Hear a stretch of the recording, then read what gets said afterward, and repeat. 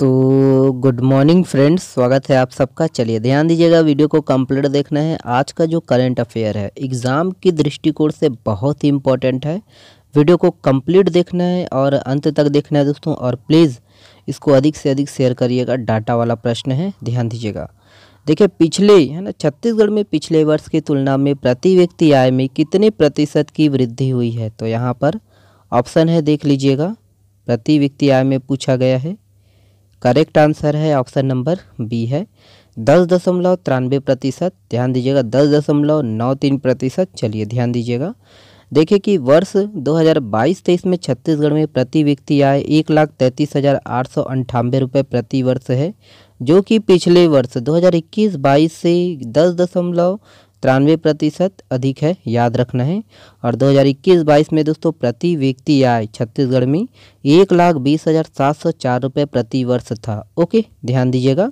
और वहीं याद रखना है दोस्तों कि वर्ष 2022-23 में देश में प्रति व्यक्ति आय 1,70,620 रुपये प्रति वर्ष है, और जो कि दोस्तों है ना पिछले वर्ष 2021-22 से 13.73% अधिक है। ओके, ध्यान दीजिएगा। ये सब पॉइंट को डाटा वाला है ना, दिमाग में अपलोड करिएगा। चलिए ये वाला प्रश्न देखिएगा।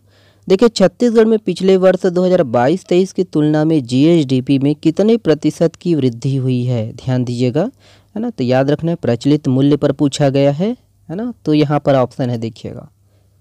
करेक्ट आंसर है ऑप्शन नंबर बी है 11.23%, 11.23%। ध्यान दीजिएगा। चलिए देखिए कि छत्तीसगढ़ है ना, तो छत्तीसगढ़ के जीएसडीपी सकल राज्य घरेलू उत्पाद ग्रॉस स्टेट डोमेस्टिक प्रोडक्ट में पिछले वर्ष की तुलना में 11.23% की वृद्धि हुई है।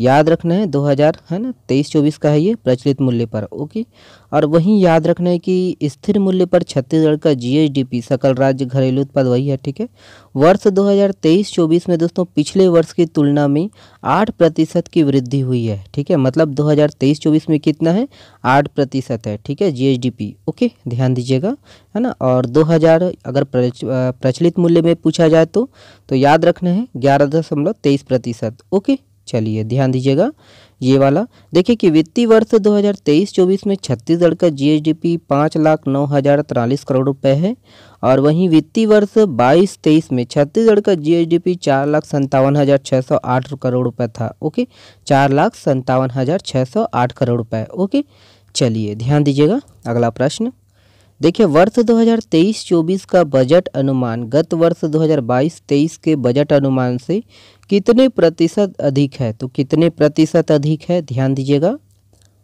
करेक्ट आंसर है ऑप्शन नंबर सी है 17%। ध्यान दीजिएगा, 17%। चलिए ध्यान दीजिएगा। वर्ष 2023-24 का बजट अनुमान गत वर्ष 2022-23 के बजट अनुमान से 17% अधिक है। ध्यान दीजिएगा। वर्ष 2023-24 का जो बजट अनुमान है 1,21,501 करोड़ रुपए रखा गया है। ध्यान दीजिएगा, इसके अंतर्गत राजस्व प्राप्तियों के तहत 1,06,001 करोड़ रुपए जो है ना 88% में। इसमें राज्य का स्वयं का राजस्व 56,200 व केंद्र से प्राप्तियों में याद रखना है 49,801 करोड़ रुपए आवंटित है। ध्यान दीजिएगा, कहाँ कहाँ से मिलेगा। पूंजीगत प्राप्तियों के तहत दोस्तों 15,500 करोड़ रुपए 12% में, याद रखना प्रतिशत में प्राप्तियां जो है अनुमानित है। और पिछले वर्ष 2022-23 का बजट अनुमान 1,04,000 करोड़ रुपए रखा गया था। ओके, ध्यान दीजिएगा पिछले वर्ष कितना है। ओके, अगला प्रश्न देखिएगा, ध्यान दीजिए। देखिए वर्ष 2023-24 के बजट के अनुसार क्षेत्रवार व्यय के तहत सबसे अधिक खर्च कहाँ किया जाएगा। ऑप्शन है यहाँ पर, देखिएगा।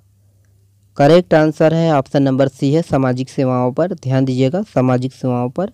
तो ध्यान देना है कि वर्ष 2023-24 के बजट के अनुसार क्षेत्रवार व्यय के हिसाब से सबसे अधिक खर्च 41% के साथ सामाजिक सेवाओं पर किया जाएगा। वही सामान्य सेवाओं पर 23%, आर्थिक सेवाओं पर 36% व्यय किया जाएगा।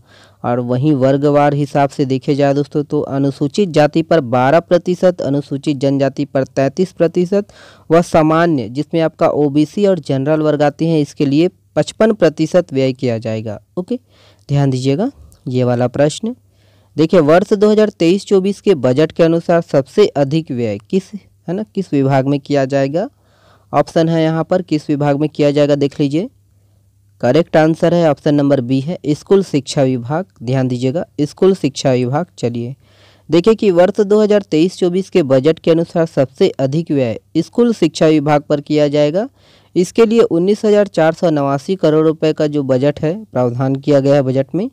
ध्यान देना है कि वहीं पंचायत एवं ग्रामीण विकास विभाग के लिए 10,329 करोड़ रुपए, और याद रखना है कि कृषि विभाग के लिए 10,070 करोड़ रुपए, लोक निर्माण विभाग के लिए 7,652 करोड़ रुपए, ऊर्जा विभाग के लिए 6,665 करोड़ रुपए, गृह विभाग के लिए 6,520 करोड़ रुपए याद रखना है।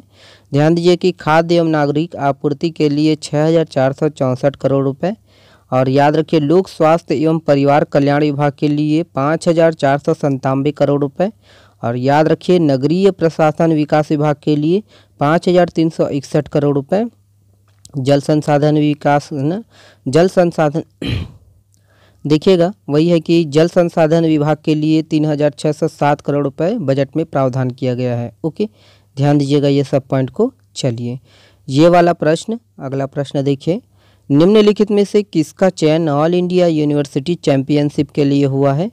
ऑप्शन है यहाँ पर देखिएगा। करेक्ट आंसर है ऑप्शन नंबर सी है आदिति सिंह और लोकिता चौहान दोनों, याद रखिएगा। चलिए देखिएगा, कोरबा जिले के खिलाड़ी आदिति सिंह और लोकिता चौहान का चयन यूपी के जौनपुर में आयोजित होने वाली ऑल इंडिया यूनिवर्सिटी चैंपियनशिप के लिए हुआ है, और किक बॉक्सिंग को लेकर कोरबा जिला छत्तीसगढ़ में प्रख्यात रहा है। यहाँ से दोस्तों खिलाड़ियों ने राष्ट्रीय स्तर पर छत्तीसगढ़ का प्रतिनिधित्व किया है, और दोनों ही यहाँ अटल बिहारी वाजपेयी यूनिवर्सिटी बिलासपुर का प्रतिनिधित्व करेंगी। ओके, ध्यान दीजिएगा। चलिए ये वाला प्रश्न आप लोगों के लिए है। इस प्रश्न का जवाब आप लोग को देना है कमेंट्स बॉक्स में। छत्तीसगढ़ वर्ष 2022-23 खरीफ सीजन में कुल कितने हज़ार मीट्रिक टन से अधिक जो है धान की खरीदी कर रिकॉर्ड बनाया है? यहाँ पर ऑप्शन है, इसको देखकर कमेंट्स में करिएगा। चलिए बहुत बहुत धन्यवाद। इसका PDF आप हमारे टेलीग्राम चैनल से डाउनलोड कर सकते हो। चलिए शुक्रिया।